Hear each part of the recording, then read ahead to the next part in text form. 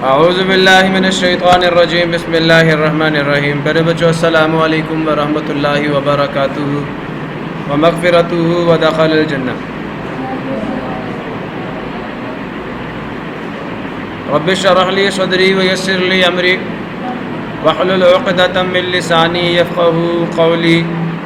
Rabbi ज़िदनी इल्मा rabbi ज़िदनी इल्मा rabbi ज़िदनी इल्मा। अल्लाहुम्मा इन्नी अस्अलुका इल्मन नाफ़िअ व रिज़्क़न तय्यिबा व अमलन मुतक़ब्बला। अल्लाहुम्मा अल्लिमनी अल किताब वल हिसाब। अल्लाहुम्मा ज़क्किरनी मिन्हु मा नसीतु व अल्लिमनी मिन्हु मा जहिलतु।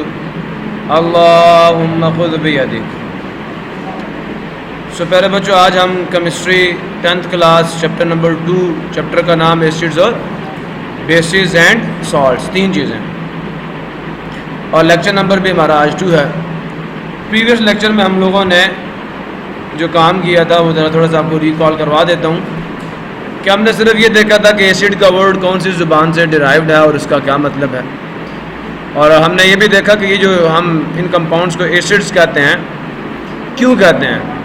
तो मैंने आपको बताया था कि जो दुनिया में जो क्लासिफिकेशन हुई थी सब्सटेंसेस की, मादा जात की, मटेरियल्स की on the basis of their taste, तो वो क्लासिफिकेशन ये थी कि कुछ को हमने साल्टी स्टफ़ कहा, कुछ को हमने स्वीट स्टफ़ कहा, कुछ को सोर और कुछ को बिटर। आज बच्चा थोड़ा सा जिसे कहते हैं इन द साइंटिफिक वे हम लोग इस चीज़ को देखेंगे कि लिवाइजे ने क्या कॉन्सेप्ट दिया था। किसने? लिवाइजे ने क्या कॉन्सेप्ट दिया था?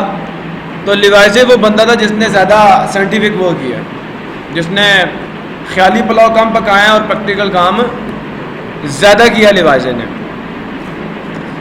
तो लिवाइजे स्टेटेड दैट, लिवाइजे ने क्या कहा जी, binary compounds of oxygen which give acidic solution in water are called acids are acids. आप लोगों ने 9th क्लास की physics chapter number 8 chemical reactivity याद है आपको? वहाँ मैंने आपको बताया था कि जो आपके मेटल्स के ऑक्साइड्स होते हैं, जब आप उनको पानी में डिज़ोल्व करते हैं तो वो क्या बनाते हैं? बेसिस बनाते हैं। याद आया नहीं आया? और जब आप नॉन मेटल्स के ऑक्साइड्स को वाटर में डिज़ोल्व करते हैं तो वो क्या बनाते हैं? एसिड्स बनाते हैं। आपको छोटी सी एक मिसाल दे देता हूँ मैं।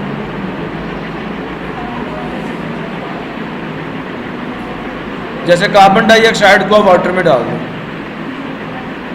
तो क्या बना देगी जी? H2CO। ये कार्बोनिक एसिड है। कौन सा एसिड है? कार्बोनिक एसिड है। बात समझे नहीं समझे?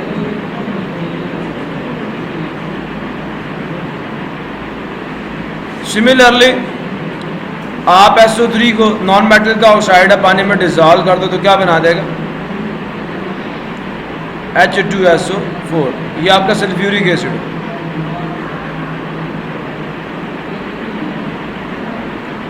नहीं समझ आया? तो जब आप नॉन मेटल्स के ऑक्साइड्स को वाटर में डिजॉल्व करते हो तो आपको क्या मिलता है? एसिड मिलता है। मेटल्स के ऑक्साइड्स को डिजॉल्व करते हो तो क्या मिलता है? बेसिस मिलते हैं। अब उसकी मिसाल भी चाहिए आप, तो ये लें, कैल्शियम ऑक्साइड मेटालिक ऑक्साइड है, वाटर के अंदर इसको डाल देंगे तो क्या बन जाएगा? CaOH2। ये बेस है। मेरी बात नहीं समझ आ रही है आपको? क्लियर हो रहा नहीं हो रहा? तो ये कुछ एग्जांपल्स मैंने आपको दे दी। तो लिवाइजे ने क्या कहा कि बाइनरी कंपाउंड्स। अब ये बाइनरी कंपाउंड्स क्या होते हैं जी राणा साहब?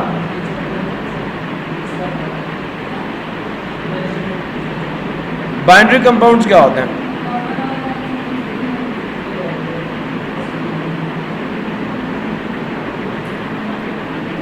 नहीं पता?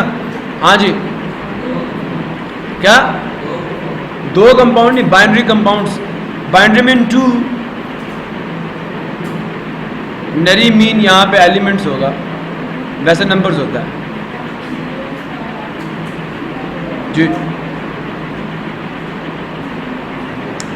तो क्या binary compounds made up of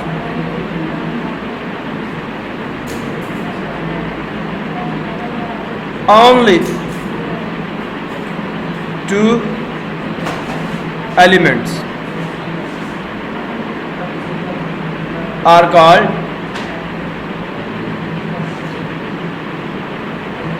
binary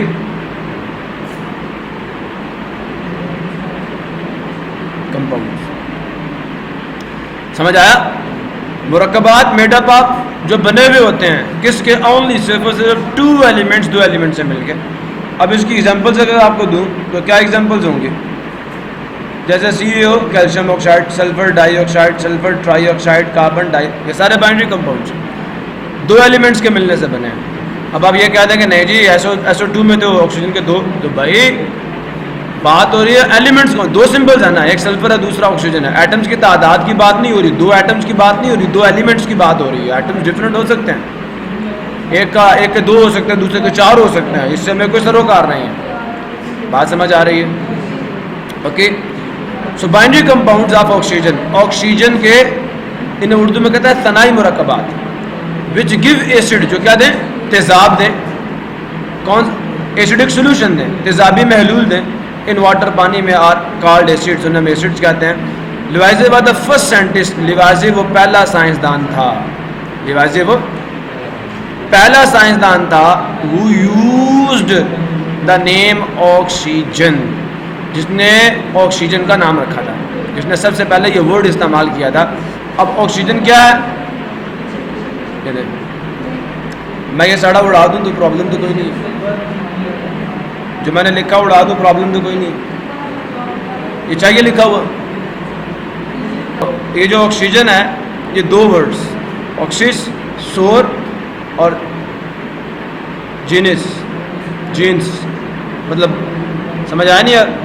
oxy का मतलब सौर, खट्टा, एंड वैसे आप जन भी कह सकते हैं। ऑक्सी मतलब सौर और जन मतलब फार्मर या बॉर्न, तो जीन्स मतलब born.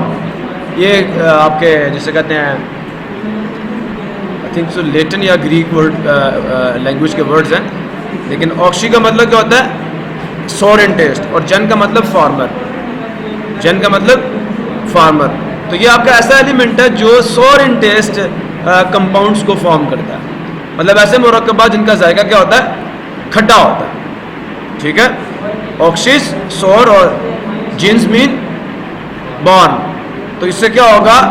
Born in taste compounds. ठीक है, फिर सुन ले, कौन से? सौर इन टेस्ट कंपाउंड्स बॉर्न करेंगे, पैदा होंगे। समझ आया नहीं यार?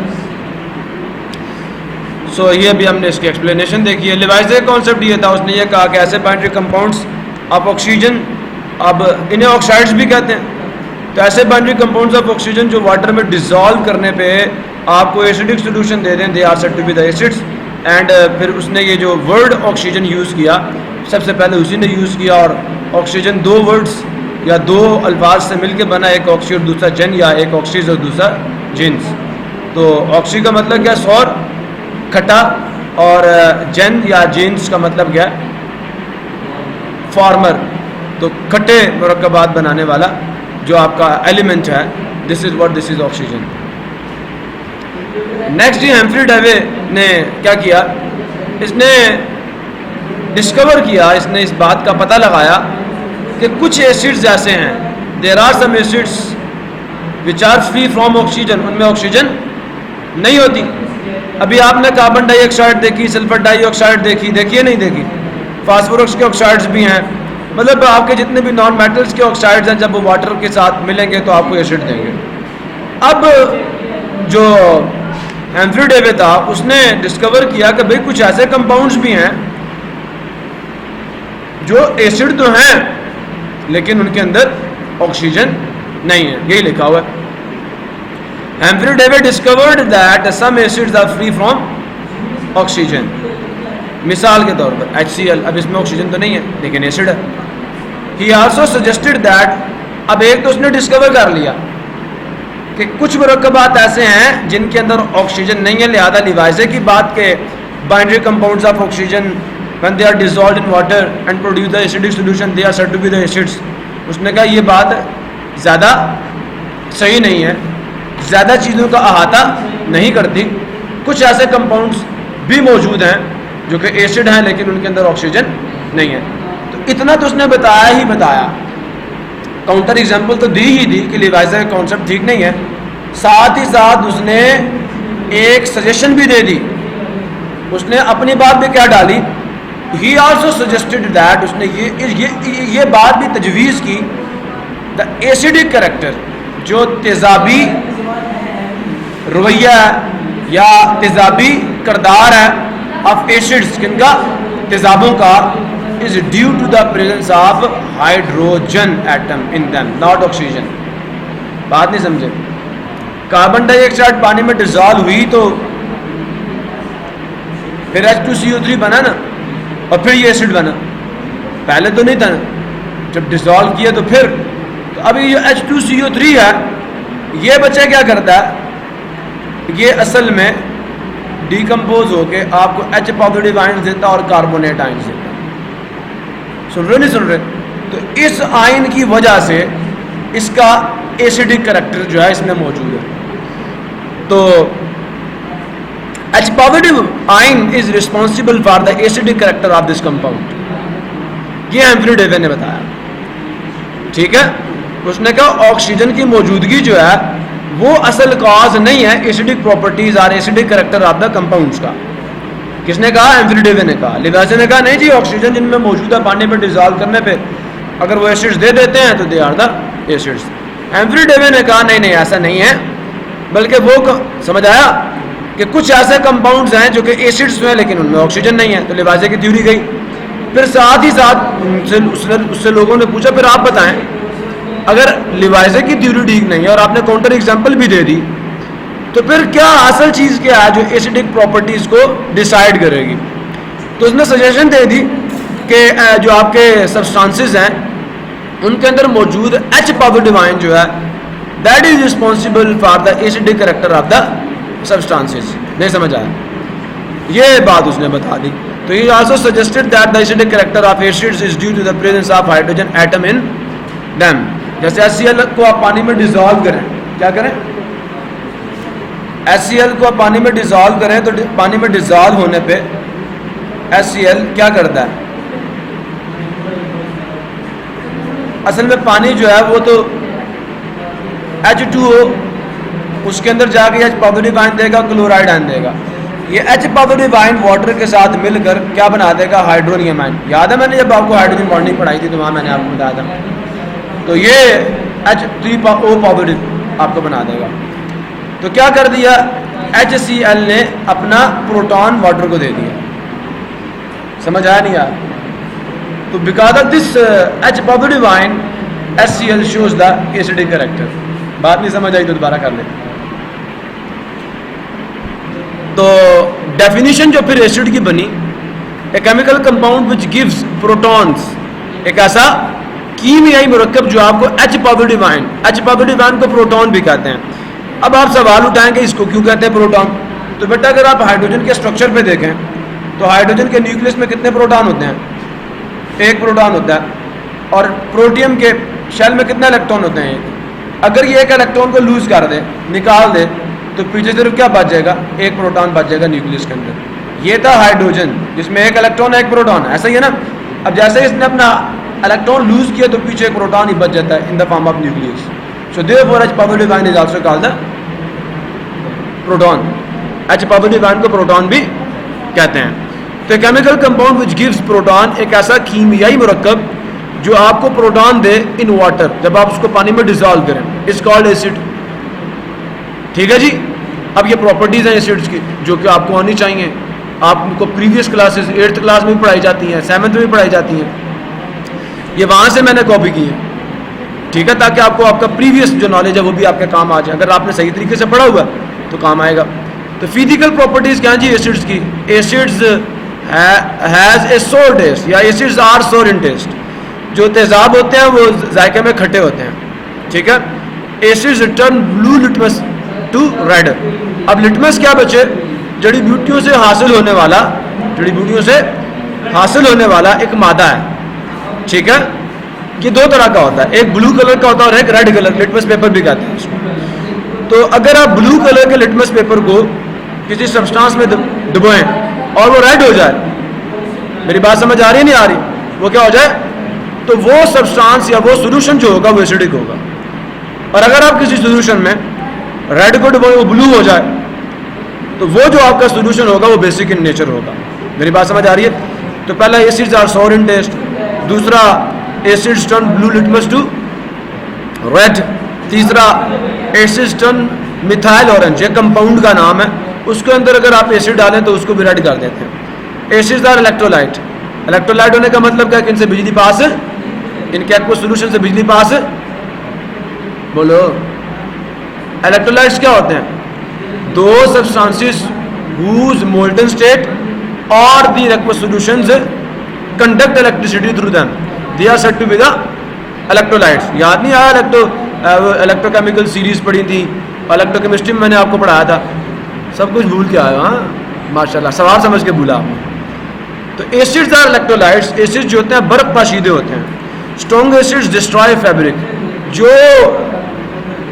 तेज या ताकतवर तेजाब होते हैं वो फैब्रिक का मतलब क्या? कपड़े, ठीक है। अब आप एक तेज तेजाब जो उसके कपड़े पर लगाएं, साड़ देता नहीं साड़ देता कपड़े को, तो यही कह रहा है कि ये कपड़ों का सत्यानाश कर देते हैं, उनको तबाह कर देते हैं। Strong acids cause burn on the skin, जो ताकतवर तेजाब होते हैं वो जिल्द को जला देते हैं। वो कहते हैं ना फलां पे तेजाब फेंक दिया तो लिहाजा पूरी जिल्द ही उखाड़ के साड़ के रख देता है तेजाब। तो ये इनकी कुछ प्रॉपर्टीज़ हैं। सोरिन टेस्ट होते हैं, ब्लू लिटमस पेपर को रेड कर देते हैं, मिथाइल ऑरेंज को रेड कर देते हैं, इलेक्ट्रोलाइट होते हैं, फैब्रिक को डिस्ट्रॉय कर देते हैं और डैमेज करते हैं स्किन को। केमिकल प्रॉपर्टीज़ है एसिड्स की, न्यूट्रलाइजेशन, इंशाल्लाह आपकी इस बुक में भी हमने पढ़ना है इसको, तो मोटा मोटा बता देता हूँ बच्चे। न्यूट्रलाइजेशन ये होती है कि जब एक तेजाब को किसी बेस के साथ मिला दिया जाए, एक तेजाब और एक एसिड और बेस का रिएक्शन होता है, तो आपको सॉल्ट और क्या मिले? वाटर मिले। सुन रहे नहीं सुन रहे? तो ना एसिडिक प्रॉपर्टीज बाकी रहती हैं और ना बेसिक प्रॉपर्टीज बाकी रहते हैं, दोनों एक दूसरे का असर को क्या कर देते हैं? खत्म कर देते हैं। बात समझ आई? नहीं आई? तो N acid when reacts with A base, जब एक एसिड किसी बेस के साथ मिलता है तो सॉल्ट एंड वाटर बनता है। इसको याद रखना, जब भी तेजाब किसी असास के साथ मिलेगा, जब भी एसिड बेस के साथ रिएक्ट करेगा तो नतीजे में दो चीजें बनेगी, एक सॉल्ट बनेगा, दूसरा वाटर बनेगा। This reaction is called neutralisation reaction. जैसा कि आपके पास ये जो कंपाउंड है HCl, ये एक एसिड है, ये क्या है? इसका नेगेटिव पार्ट Cl है और बेस का पॉजिटिव पार्ट Na है। सोडियम क्लोरीन से मिलेगा, क्या बना देगा? NaCl। ये क्या है? सॉल्ट है। This is what? This is salt. और क्या ये OH किससे मिलेगा? H से। वाटर बना नहीं बना। सिमिलरली NaOH HNO3 से मिला है, ये एसिड है। अब ये क्या करेगा? NO3 Na से मिलेगा और OH किससे मिलेगा? H से। वाटर बना NaNO3, चिली साल्ट पीटर। सुन रहे नहीं सुन रहे? Sodium nitrate. क्लियर हुआ? ये सॉल्ट है, ये वाटर है। सिमिलरली HCl को आप KOH से मिलाएं तो क्या क्लोरीन किससे मिलेगा? पोटाशियम से। KCl पोटाशियम क्लोराइड और साथ बना वाटर। तो इसके नतीजे में क्या हुआ जी? ना एसिड बाकी रहा ना बेस बाकी रहा, साल्ट और वाटर बन गया। इन दोनों ने एक दूसरे के असर को क्या कर दिया? ज़ायल कर दिया। समझ आ नहीं? So this is the neutralisation reaction. Next जी, हमेशा एक बात याद रखिएगा, अभी मैंने पीछे आपको कार्बोनिक एसिड का बताया था ना? कहाँ बना कार्बोनिक एसिड? क्या फार्मूला कार्बोनिक एसिड का? बोर्ड पे देखे कि नजर आ जाएगा। H2CO3। क्या जी? ये कार्बन डाइऑक्साइड का तेजाब है, जब इसको पानी के साथ आप मिलाते हैं तो H2CO3 बनता है। बच्चे याद रखना, कार्बोनिक एसिड के जो साल्ट्स होंगे, क्या होंगे? कार्बोनिक एसिड के जो साल्ट्स होंगे उन्हें हम कार्बोनेट्स कहते हैं। उन्हें हम क्या कहते हैं? ये मैंने डेफिनेशन डाल दी है। Metallic salts of carbonic acid H2CO3 are called carbonates. इन्हें हम क्या कहते हैं? कार्बोनेट्स कहते हैं। अब आपके तेजाबों की एक प्रॉपर्टी है कि जब भी आपका कोई एसिड जो तेजाब है ये किसी कार्बोनेट या बाइकार्बोनेट के साथ मिलता है, किसके साथ? कार्बोनेट या बाइकार्बोनेट के साथ मिलता है तो तीन चीजें बनाता है। कितनी चीजें? ये देखो इसके अंदर आ रहा है, ये इधर देखो। सॉल्ट कैसे बनेगा? गौर से सुनना, गौर से सुनना। आपके पास क्या जी? H2CO3। मेरी बात समझ आ रही है? आपने इस H को रिप्लेस कर दिया कैल्शियम से, तो क्या बन गया CO। कैसे किया? CaOH होल 2 से रिएक्शन करवा दिया। अब यहाँ पे 2 OH हैं, यहाँ पे 2 H हैं, मिलेंगे तो 2 वाटर बन जाएंगे। और सुन रहे हो, न्यूट्रलाइजेशन रिएक्शन है। एक कैल्शियम एक कार्बोनेट से मिलेगा, कैल्शियम की वैलेंसी भी 2 और कार्बोनेट की भी कितनी है? 2। ये जो H के नीचे 2 लिखा ना, कार्बोनेट की वैलेंसी है। तो ये 2 अंदर 2 2 अंदर 2, तो CaCO3 ये ऐसे बना। तो कार्बोनेट में क्या होता है? ये वाला रेडिकल होता है CO3। जिन कंपाउंड्स में ये वाला रेडिकल होगा, ये वाला कंपाउंड आयन होगा, उन्हें हम कार्बोनेट्स कहेंगे। उन्हें हम, ये भी कार्बोनेट, ये भी कार्बोनेट, ये भी कार्बोनेट, ये भी कार्बोनेट। अब ये एसिड्स हैं। तो जब भी एक एसिड किसी कार्बोनेट के साथ रिएक्शन करता है तो कितनी चीज़ें बनती हैं? 3। पहली बात सॉल्ट बनेगा, दूसरी बात वाटर बनेगा, और तीसरी चीज़ कार्बन डाइऑक्साइड बनेगी। 3 चीज़ें। मेरी बात समझ आ रही है, नहीं आ रही? बच्चे बाइकार्बोनेट क्या होता है ये भी बता देता हूँ। अब अगर ये आ गया बाइकार्बोनेट, आपका जो तेजाब था H2CO3, मैं इसके साथ रिएक्शन करवाता हूँ NaOH का। NaOH में कितने OH हैं? 1। तो ये 1 OH कितने H निकालेगा? 1। इसके नतीजे में पानी के कितने बनेंगे? सिर्फ 1। पीछे एक H बच जाएगा ना, तो सोडियम आके इसके साथ लग जाएगा NaHCO3। तो आपके वो कंपाउंड्स जिनमें कार्बोनेट के साथ एक हाइड्रोजन भी मौजूद हो, उन्हें कहते हैं बाइकार्बोनेट या हाइड्रोजन कार्बोनेट कंपाउंड्स। ठीक है जी। इस रेडिकल को HCO3, इसकी वैलेंसी -1 है, इसको हम लोग कहते हैं बाइकार्बोनेट या हाइड्रोजन कार्बोनेट। और CO3 इसकी वैलेंसी -2 है, इसको कार्बोनेट कहते हैं। प्रॉब्लम किसी क्लियर हो गया? किसी को मसला है तो पूछिए। अब आ जाए वापस। तो हुआ क्या? अब गौर से देखना, मेरी बात को गौर से सुनना। जैसे ही तेजाब के साथ इस कार्बोनेट का रिएक्शन होगा, पहली बात हमेशा याद रखना, कार्बोनेट में जो मेटल होगा वो एसिड के H वाले पार्ट को छोड़ के बाकी सारा पार्ट पकड़ लेगा।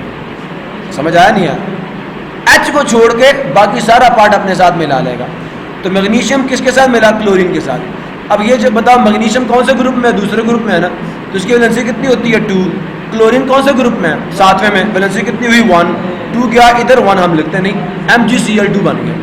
बात समझो नहीं समझो? समझ आ गया? अच्छा भाइयों गौर से सुनना। अब क्योंकि हमने बैलेंस करना था तो 2 लगा दिया। क्लोरीन कितने हैं? 2 पूरे हो गए। हाइड्रोजन कितने हैं? 2 ही है ना। अब अगर ये 2 हाइड्रोजन CO3 से एक ऑक्सीजन ले लें तो क्या बन जाएगा? वाटर बन जाएगा। CO3 के बाद बाकी कितने वो बचे? 2। तो in the form of CO2 वो बाहर निकल आती है। समझ आया नहीं आया? तो ये बचे 3 चीज़ें बनी। नेक्स्ट CaCO3 के साथ फिर HCl को मिलाया, तो आपको पता है कैल्शियम की वैलेंसी फिर 2 है। मैग्नीशियम और कैल्शियम एक ही ग्रुप में है। CaCl2 बना, 2 लगाया, 2 H ने 1 और निकाला, वाटर बना और साथ CO2 बन गया। Sodium carbonate. अब कार्बोनेट की वैलेंसी कितनी थी? 2। सोडियम के नीचे गई, सोडियम की कितनी थी? 1, हम डालते नहीं। तो Na2CO3 मिला H2SO4 के साथ। वो सुन रहे हो? और मैंने अभी थोड़ी देर पहले आपको बताया कि जो मेटल होगी वो एसिड का H वाला पार्ट छोड़ के बाकी सारा अपने साथ मिला लेगी। समझ आया नहीं है? तो सोडियम मिला किसके साथ? अब सोडियम की वैलेंसी कितनी होती है? सल्फेट की कितनी है? 2 है। सोडियम की कितनी है? 1 है। अब 2 क्या यहाँ पे 1 हम डालते नहीं है। समझ आया नहीं है? तो देखो Na2SO4 बन गया, सोडियम सल्फेट बन गया। और सुन रहे हो? अब हाइड्रोजन कितने थे? 2। उन्होंने कार्बोनेट से 1 ऑक्सीजन छीन लिया और वाटर बना दिया। पीछे कितने बचे? 2। वो CO2 की फॉर्म में बाहर आ गया। ठीक है भाई? समझ आया? कैल्शियम कार्बोनेट के साथ सल्फ्यूरिक एसिड को मिलाया। अब कैल्शियम की वैलेंसी कितनी है? 2। सल्फेट की कितनी है? 2। 2 अंदर 2 2 अंदर 2 CaSO4 कैल्शियम सल्फेट। समझ आया नहीं है? अब हाइड्रोजन कितने हैं? 2। इधर से 1 ऑक्सीजन लिया, पानी बना और CO2 भी बाहर आ गया। क्लियर हुआ नहीं हुआ? तो ये बचे। अब कितनी बातें मैंने बता दी? 2 बातें। एसिड बेस से मिलेगा, 2 चीज़ें बनेंगी, साल्ट और वाटर। एसिड कार्बोनेट से मिलेगा तो 3 चीज़ें बनेगी, सॉल्ट, वाटर, कार्बन डाइऑक्साइड। इसी तरह अगर एक एसिड किसी बाइकार्बोनेट से मिले, किससे मिले?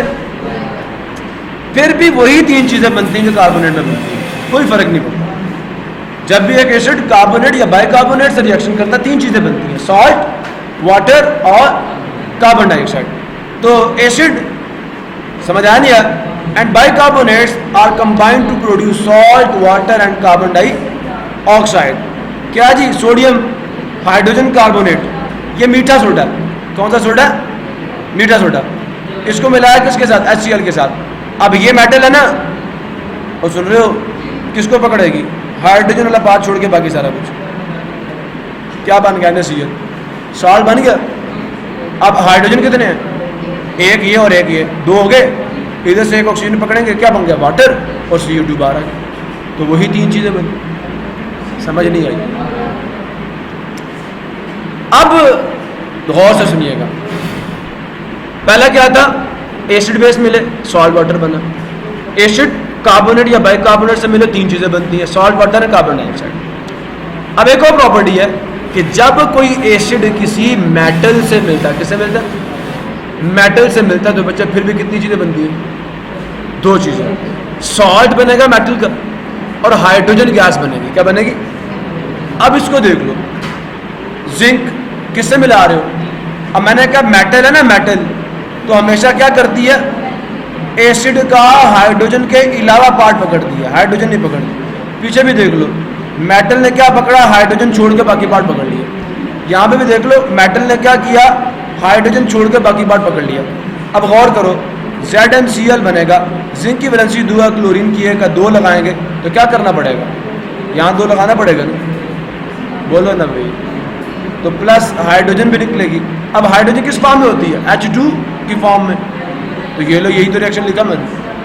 अब एल्यूमिनियम क्या करेगी? वो भी क्लोरीन को पकड़ेगी, AlCl3 बना देगी। एल्यूमिनियम की वैलेंसी 3 थी, तो यहाँ हमने क्या लगा दिया? 6 क्यों लगाया? अभी बताता हूँ। क्लोरीन क्या है? ऑड है ना, इवन तो करना पड़ेगा ना, हाइड्रोजन भी तो निकाल लेना, ठीक है, बैलेंसिंग के लिए। प्रॉब्लम किसी? क्लियर हुआ? तो ये भी समझ आ गया अब आपको। अब आगे बच्चे एक और देख लो, पहला क्या था? एसिड बेस के साथ मिला, सॉल्ट वाटर बना। एसिड कार्बोनेट बाइकार्बोनेट के साथ मिला, सॉल्ट वाटर कार्बन डाइऑक्साइड बनी। एसिड मेटल से मिलेगा, सॉल्ट बनेगा और हाइड्रोजन गैस बनेगी। बात समझ आ गई? जब एक एसिड किसी मेटालिक ऑक्साइड से मिलेगा, मेटल से नहीं मिलेगा, किससे मिलेगा? अब देखो, कैल्शियम ऑक्साइड से मिल रहा है, सिर्फ एक चीज़ होती है, पीछे आपने अगर आप कैल्शियम से मिलाते हैं HCl को, गौर से सुनना, तो कैल्शियम किसको पकड़ता? इसको, CaCl2 बन जाता और हाइड्रोजन वैसे निकल जाता। अब अगर इसके साथ लगा दूं O, तो ये जो H2 है किससे मिलेगा? O से। क्या बन जाएगा?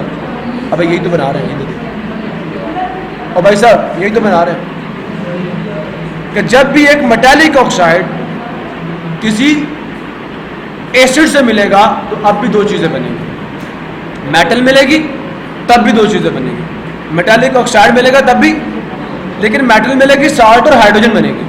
मेटालिक ऑक्साइड मिलेगा, सॉल्ट और वाटर बनेगा, सॉल्ट और वाटर बनेगा। प्रॉब्लम किसी को? इधर देख लें, HCl के साथ आयरन ऑक्साइड मिल रहा है तो क्या बन रहा है? आयरन का सॉल्ट और साथ वाटर। प्रॉब्लम किसी? क्लियर हुआ नहीं हुआ? समझ आ गया? सबको आ गया? नेक्स्ट चलते हैं, बेस की डेफिनेशन। ये आपका पीछे वाला रिकॉल करा रहा हूँ। बेस क्या होती है? Chemical compound which gives hydro oxide, OH। जो मैंने सबसे पहला रिएक्शन लिखवाया था आपको, उसमें OH आ रहा है, OH आ रहा है, OH ये सारी बेसिस थी। तो ऐसे कंपाउंड जिनको पानी में डिजॉल्व करने पे वो आपको क्या दें? OH आयन दें, हाइड्रो ऑक्साइड आयन दें। कौन सा आयन? इसको हाइड्रोक्सिल या हाइड्रोक्साइड आयन कहते हैं in water. They are said to be what? They are said to be the bases. अब बेसिस की प्रॉपर्टीज हैं। एसिड्स क्या थे? टेस्ट में क्या थे? और ये बिटर। नहीं समझ आया? एसिड्स को टच नहीं करना, साड़ देंगे जिल्द को। बेसिस को भी टच नहीं करना, ये भी साड़ देते हैं। ज़्यादा तेज हो तो ये भी साड़ देते हैं। साबुन देखा कभी? स्लिपरी टू टच होता है ना, वो बेस होती है। शैम्पू देखा कभी? स्लिपरी टू टच होता है ना, बेस होती है। मेरी बात समझ आ रही है नहीं आ रही? तो जो बेसिस होते हैं बच्चे, वो स्लिपरी टू, सरफ वाला पानी क्या होता है? स्लिपरी होता है ना। तो एसिड जो है बच्चे ये स्लिपरी टू टच है। आगे चले, फिर दे कंडक्ट, वो भी इलेक्ट्रोलाइट है, ये भी क्या इलेक्ट्रोलाइट है। वो रेड, वो ब्लू लिटमस को रेड कर देते, ये रेड को ब्लू कर देते, समझ आया नहीं आया। और ये क्या करते हैं, they turn the colourless phenolphthalein to pink. ये जब वहां मिथाइल ऑरेंज था ना, वो उसको रेड कर देते थे, ये फिनोल्फथलीन को पिंक कर देते। समझ आया नहीं आया, क्लियर हुआ।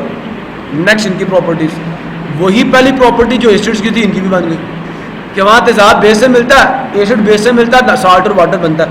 तो ये उसकी भी प्रॉपर्टी है कि an acid when reacts with the base salt and water are produced, this reaction is called neutralisation reaction. अब देखें वही रिएक्शन है सारे, HCl NaOH से मिलेगा, तो ये मेटल किससे मिलेगी, Cl से, और H किससे, OH से।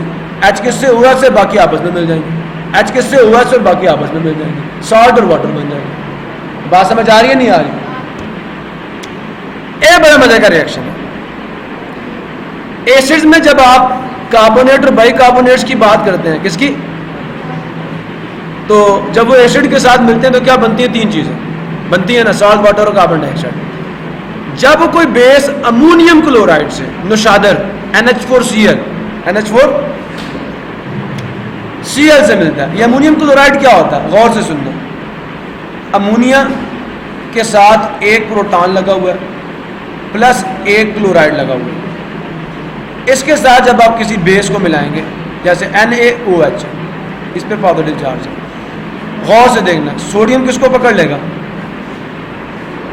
बोलो, मेटल हमेशा Cl को पकड़ेगा। NaCl बना, सॉल्ट बन गया, बन गया, बन गया। अब ये OH किसको पकड़ेगा, वाटर बन गया। कितनी चीजें हो गई, और साथ क्या बनी, अमोनिया, क्या बनी, नहीं समझ आ रहा। तो तीन चीजें बनती हैं जब भी अमोनियम क्लोराइड किसी बेस से मिलता है, तो कितनी चीजें बनती हैं, तीन चीजें, सॉल्ट, वाटर और अमोनिया बनती है। मेरी बात समझ आ रही है नहीं आ रही? KOH मिलाया तो जहां सोडियम था वहां क्या आ जाएगा, पोटाशियम आ जाएगा, KCl बन जाएगा, वाटर बन जाएगा, अमोनिया बन जाएगा। प्रॉब्लम किसी को क्लियर हो गया? इसी के साथ ये जो स्लाइड है आपकी बुक के ऊपर जो इंट्रोडक्शन दिया हुआ है, इधर आ जाओ। ये you frequently use acids and bases in every aspect of life. आप अक्सर औकात अपनी ज़िंदगी के हर शोबे में इस्तेमाल करते हैं तेज़ाबों और असासों को। फॉर इंस्टेंस एग्जाम्पल्स दे दिए उन्होंने मिसाल के तौर पर, और मैंने यही लिखा हुआ है, applications of acids and bases in our daily life. Acids and bases are used in every aspect of our life, such as toilet bowl cleaner, vinegar, सिरका, lemon juice, cold drinks, sorry cola drinks, cold drinks नहीं, cola drinks. Cold drink पियेंगे तो वो look बन जाएगी, तो इसे pitch कहते हैं। सो कोला ड्रिंक्स, अब इसमें आपकी पेप्सी भी आ जाती है, कोको कोला भी आ जाता है ना। So apple and tomato contains acids, drain cleaners, antacids, Eno पीते हो, इनो, हाँ कभी मैदे में तेजाबियत हो जाए तो फिर वो इनो पीते हैं। मीठा सोडा भी बाका थोड़ा सा लोग खा लेते हैं चुटकी से, तो उससे जब मैदे में जलन होती है तो वो उसका इलाज है, ठीक है। तो baking powder, sodium hydrogen carbonate, मैंने अभी बताया था आपको।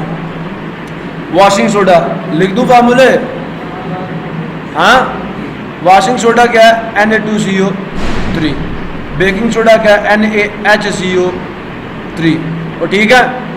एंटासिड्स बहुत सारे आपको मिलते हैं, ड्रेन क्लीनर भी बहुत सारे, इनके अपने फार्मूले हैं। समझ आया नहीं यार?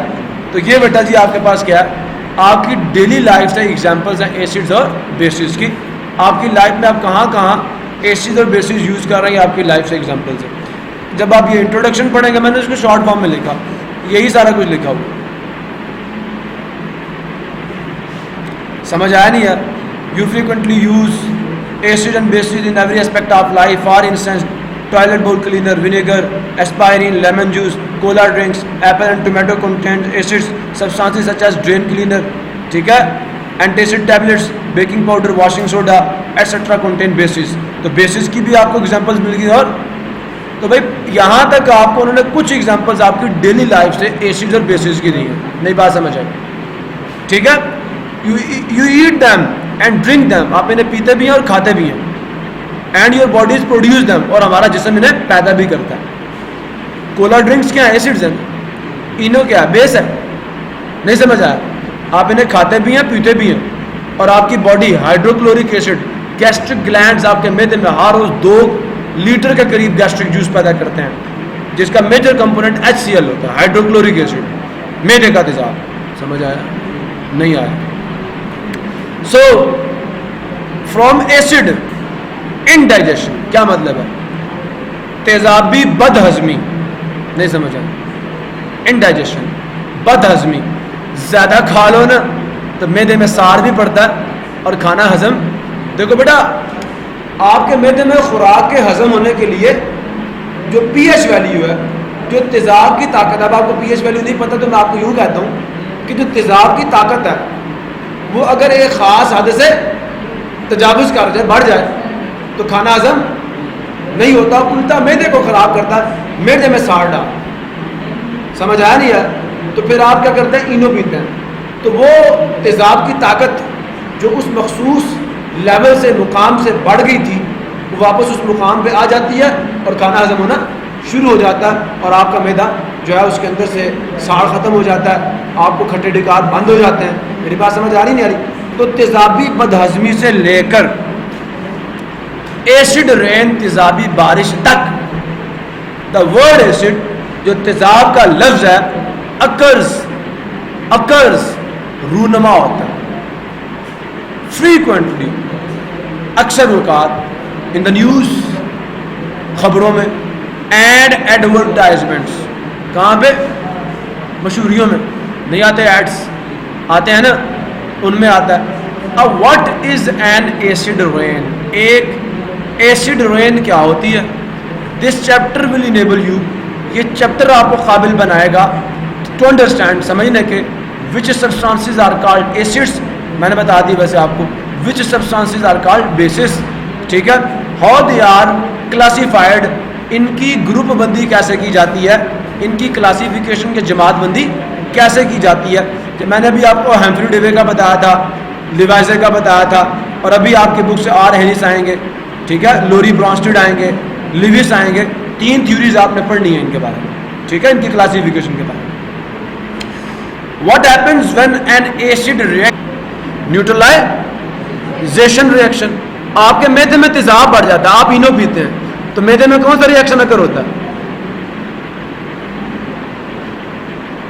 बोलो भाई।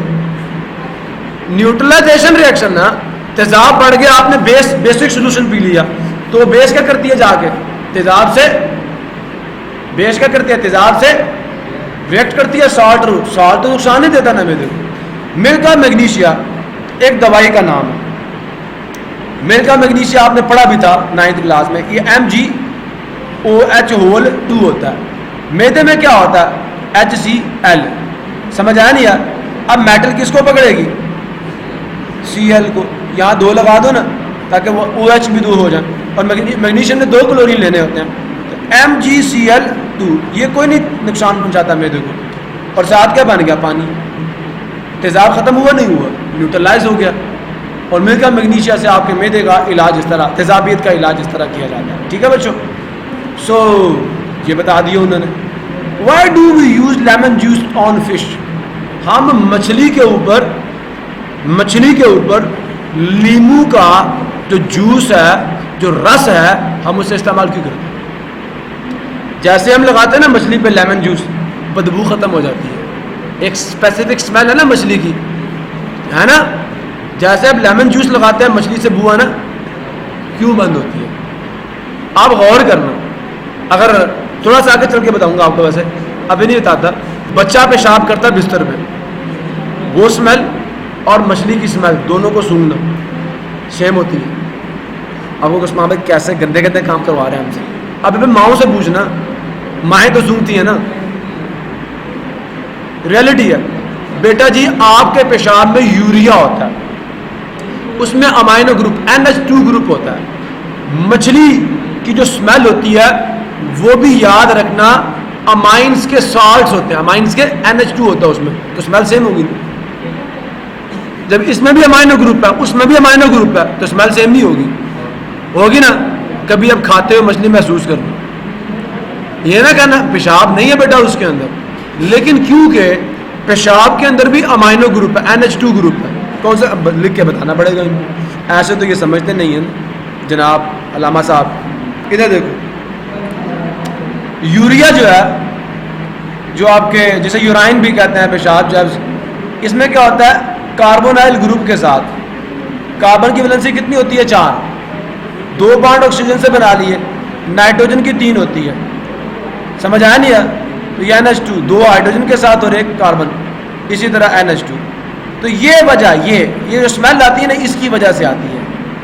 और मछली के अंदर जो साल्ट्स होते हैं वो भी किसके होते हैं, इसके होते हैं, तो इनकी वजह से उसकी भी स्मेल आ रही होती है।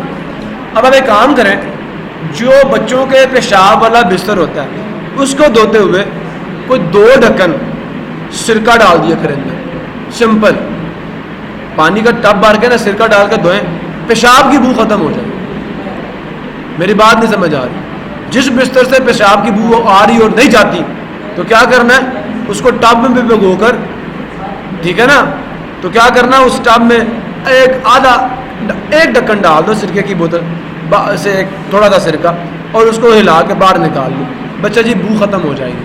वजह, सिरका रिएक्शन करेगा किसके साथ, NH2 अमाइनो ग्रुप के साथ, और इसको ट्रांसफॉर्म कर देगा, इसको ऐसे कंपाउंड में जिसकी बू ऑर्डरलेस कंपाउंड में चेंज कर देगा, और आपके बिस्तर से बू भी खत्म हो जाएगी। और लोग कहेंगे वाह क्या जुबैदा आपा वाले टोटके हैं, एंड दे डोंट नो कि आप केमिस्ट्री यूज कर रहे हो। You are using the chemical reactions to disorder, समझ आया नहीं? The compounds that are residing inside the mat are inside the, जो कुछ भी आपका, जो आपका बिस्तर है, जो आपकी चादर है, उसके अंदर जो बू की वजह या काज, जो बू का, जो ऑर्डर का काज कंपाउंड मौजूद है, आपने क्या किया, उसको ट्रांसफॉर्म कर दिया बाय द केमिकल रिएक्शन, उसकी बू खत्म हो गई। समझ आ गया? फ़ायदा ना केमिस्ट्री का, नहीं समझे? सो यहाँ तक किसी को कोई प्रॉब्लम है तो आप मुझसे पूछ सकते हैं, यहाँ तक किसी को कोई प्रॉब्लम है तो आप मुझसे पूछ सकते हैं। So come back to the topic the book. तो ये वो कह रहे हैं, अब समझ आया ना थोड़ा सा, तो आगे मैं पढ़ाऊंगा। In this chapter we will learn some of the chemistry of acids. हम एसिड्स की केमिस्ट्री पढ़ेंगे, केमिकल रिएक्टिविटीज़ पढ़ेंगे, उनके रिएक्शंस पढ़ेंगे, एंड बेसिस और बेसिस के। दिस विल हेल्प यू, ये आपकी मदद करेगा, या this will help us to gain a better understanding. Gain का मतलब हासिल करने में, अच्छी समझ को, आप दीज इम्पोर्टेंट क्लासेस, आप दीज का मतलब इन अहम किस्म की जो जमातें हैं आप कंपाउंड्स मरकबात की। What do we mean by pH of a solution? सवाल पूछा जा रहा है, क्या मतलब है, हम क्या मुराद लेते हैं by the pH of a solution? ये भी यहाँ पे समझ आएगा। Such as that of acid rain, acid rain की pH से क्या मुराद है, या एसिड की pH value potential of hydrogen से क्या मुराद है? Acids are widely used in the manufacturing of fertilisers and food industry. ये बेटा एप्लीकेशंस होंगी लास्ट पे। एसिड्स वसी पैमाने पर इस्तेमाल हो रहे हैं बनावट में, तैयारी में, खादों की और खुराक की जो सनत है उसके अंदर। समझ आ गया? समझ आ गया नहीं आया? तो ये थोड़ा सा इंट्रोडक्शन है। बहुत सारे क्वेश्चंस आपके ब्रेन में उन्होंने डाल दिए, और इन तमाम क्वेश्चंस के जवाबात जो हैं वो अभी आपको इंशाल्लाह मिलना शुरू हो जाएंगे। तो फर्स्ट ऑफ ऑल उन्होंने आपको ये बताने की कोशिश की है कि एसिड रेन के डैमेजेस क्या हैं, एसिड रेन के डैमेजेस क्या हैं। लेकिन मैं आपको डैमेजेस बाद में बताऊंगा, पहले ये बताऊंगा कि एसिड रेन होती क्या है। एसिड रेन होती क्या, बता दूं या रहने दूं? रहने दूं? So come to the point, and what is acid rain? Definition जरा गौर से सुनिएगा, डेफिनेशन गौर से सुनिएगा। रेन बारिश, दैट कंटेन्स जिसमें मौजूद हो लार्ज अमाउंट, बहुत बड़ी मिकदार या मिकदारें ऑफ हार्मफुल एसिड्स, ऐसी बारिश जिसके अंदर बड़ी मिकदार मौजूद हो ख़तरनाक या नुकसानदेह या मुज़िर तेज़ाबों की, सच एस जैसा कि H2SO4 सल्फ्यूरिक एसिड, ऐसी बारिश जिसमें नुकसानदेह ज़रर देने वाले तेज़ाब जैसा कि सल्फ्यूरिक एसिड और नाइट्रिक एसिड HNO3 की अच्छी खासी मिकदार मौजूद हो due to the chemical reaction of. अब ये क्यों होगी, सवाल पैदा होता है ना, मैंने रीजन भी अंदर ही दे दिया, ड्यू टू की वजह से, द केमिकल रिएक्शन कीमियाई तामुल की वजह से of SO2 and NO2, SO2 और NO2 के केमिकल रिएक्शंस की वजह से विद वाटर, तेजाब के साथ, सॉरी पानी के साथ, एंड ऑक्सीजन और ऑक्सीजन के साथ, क्या कहा गया, आपकी ये दो गैसें SO2 हैं और NO2, इनके साथ पानी मिलेगा और ऑक्सीजन मिलेगी और नतीजे में क्या बनेगा, एसिड। वो एसिड सल्फ्यूरिक एसिड भी हो सकता है और वो एसिड नाइट्रिक एसिड भी हो सकता है। बादलों में ऑक्सीजन होती है, पानी होता है, SO2 और NO2, पानी और ऑक्सीजन जो बादलों में मौजूद है उनके साथ रिएक्शन करके अपने अपने जो करस्पॉन्डिंग एसिड्स होते हैं उनमें चेंज हो जाते हैं। SO2 किस में चेंज होगी, H2SO4 में, NO2 किस में चेंज होगी, HNO3 में। बात नहीं समझ आई। सो ये समझ आ गया, तो ये बताया गया with water and oxygen the clouds is called acid rain. समझ आया नहीं यार, वो बारिश जिसमें नुकसानदेह तेजाबों जैसा कि सल्फ्यूरिक एसिड और नाइट्रिक एसिड की अच्छी खासी मिकदारें मौजूद हों, SO2 और NO2 के पानी और बादलों में मौजूद ऑक्सीजन के साथ कीमियाई तामुल की वजह से। नहीं समझ आया, ये तेजाब मौजूद तो होंगे लेकिन क्यों होंगे, SO2 और NO2 के बादलों में मौजूद ऑक्सीजन और पानी के साथ कीमियाई रिएक्शन की वजह से। ऐसी बारिश को हम लोग तेजाबी बारिश का नाम देते हैं।